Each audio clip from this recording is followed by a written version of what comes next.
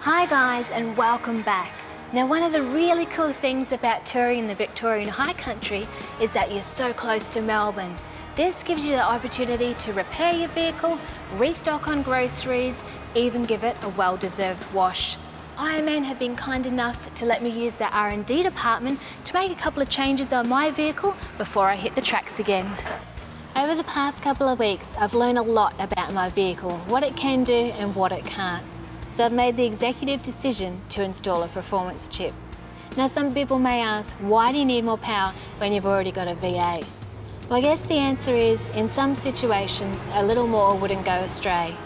Snap changing down to first gear on some of those really steep hills isn't ideal, especially when you're towing. Now, you remember from last series, my good friend Daniel Owen from Cairns Diesel Service, he was the trout whisperer. He was magic with those trout, pulling them up one after another. Well, he sent me down one of his chips that he recommends to be really reliable. I do value his advice a lot, and for anyone like myself that does a lot of touring, Daniel sends products all over Australia, New Zealand, New Guinea, so he knows what he's talking about. He's not going to send you a product that is going to fail. So give him a call if you need anything like that. He'll send it out to wherever you are. Now, apparently these are pretty easy to install, so I'll show you guys what's involved.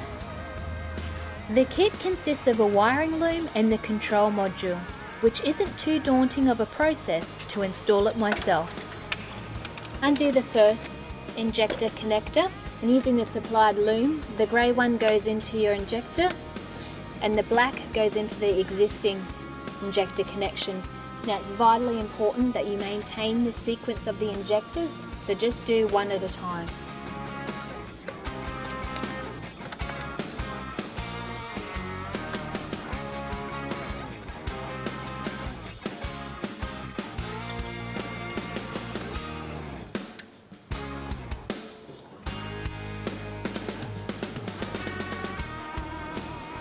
On a V8, you just need to repeat the process on the second bank.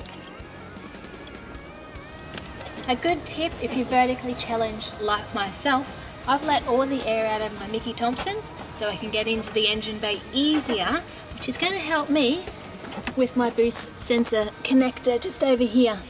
Now, there's only one of these, so you can't get it wrong.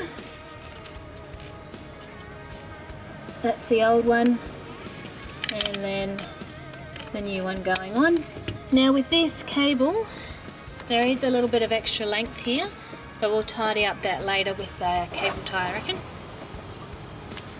Plug the Steinbauer unit in.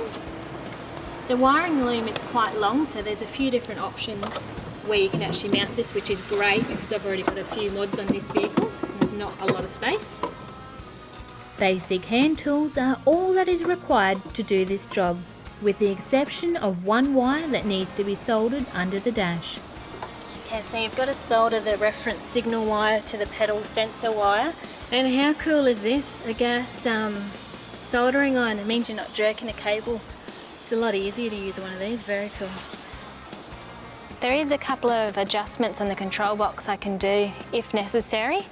The whole process has taken me about 45 minutes, and really the hardest part was just soldering that wire under the dash. Other than that, pretty basic installation.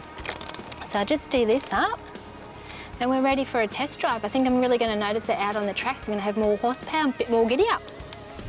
Camper trailer's hooked onto the back of the vehicle again. Taking this old girl out for a test drive after the installation of the chip. And so far, happy days. I'm really loving it. It's got extra torque, extra grunt, but not too snappy. Nice and smooth. So yeah, no, this is fantastic. I'll let you know how the fuel economy goes after a couple of tanks of juice, but so far, so good.